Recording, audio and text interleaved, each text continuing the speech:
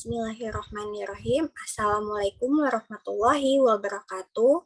Halo teman-teman, saya Rani Atika Putri dengan NIM 2123125356. Di sini saya akan membawakan sebuah materi yang berjudul metode belajar untuk memenuhi tugas mata kuliah pembelajaran berbasis teknologi dengan dosen pengampu Dr. Chandra Anugrah Putra MIlkom. Baiklah teman-teman, mari kita masuk ke materinya. Metode belajar. Apa sih itu metode belajar, teman-teman? Metode belajar adalah proses sistematis dan teratur yang dilakukan oleh guru untuk menyampaikan materi kepada siswanya. Dengan demikian, proses belajar mengajar dapat berjalan dengan baik. Dengan demikian, sangat penting bagi seorang pendidik atau guru untuk mengenalkan metode belajar dalam pembelajaran, supaya siswa merasa semakin bersemangat saat mengikuti pembelajaran di dalam kelas. Selain itu, pemilihan metode belajar yang tepat membuat siswa tidak cepat bosan atau jenuh ketika mengikuti kegiatan belajar di dalam kelas. Selanjutnya ada macam-macam metode belajar. Yang pertama ada metode tanya jawab, yang artinya seorang guru memberikan pertanyaan kepada siswanya untuk dijawab. Misalnya nih, saya memberikan pertanyaan kepada murid saya. Anggap saja namanya Adit. Adit, 1 tambah 1 sama dengan berapa? Dan Adit menjawab 2.000. Nah, itulah yang disebut metode tanya jawab. Seorang guru melemparkan pertanyaan kepada muridnya dan lalu muridnya menjawab pertanyaan saya. Begitu teman-teman. Yang kedua ada metode ceramah. Nah, metode ceramah di sini maksudnya adalah saya menjelaskan materi dari awal hingga akhir. Lalu murid saya hanya menyimak dan mendengarkan apa yang saya sampaikan materi tersebut.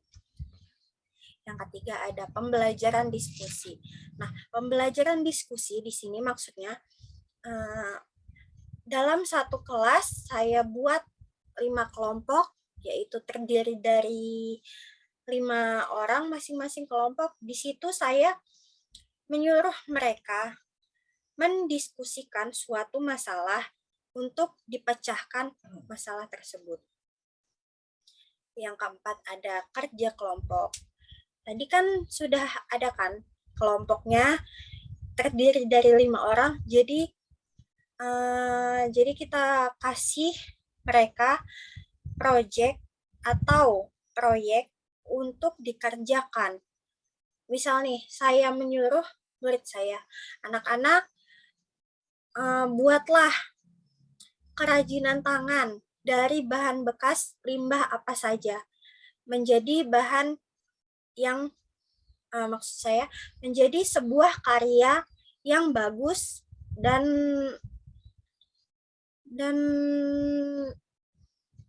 cantik gitulah teman-teman. Oke, baiklah, selanjutnya kita masuk ke fungsi metode pembelajaran, yaitu ada alat motivasi. Alat motivasi di sini sebagai pendorong keinginan siswa untuk paham akan yang saya jelaskan. Lalu mereka mengerjakannya, menerapkannya, teman-teman. Yang kedua ada menyajikan informasi. Nah, menyajikan informasi di sini maksudnya membawa informasi agar dapat kita ketahui. Yang ketiga ada instruksi. Memberikan instruksi. Maksudnya memberikan instruksi di sini adalah memberikan arahan arahan dari yang sebelumnya kita nggak tahu menjadi tahu, dari yang tidak baik menjadi yang baik. Begitu teman-teman. Materi selanjutnya adalah tujuan metode pembelajaran. Nah, tujuannya di sini apa teman-teman?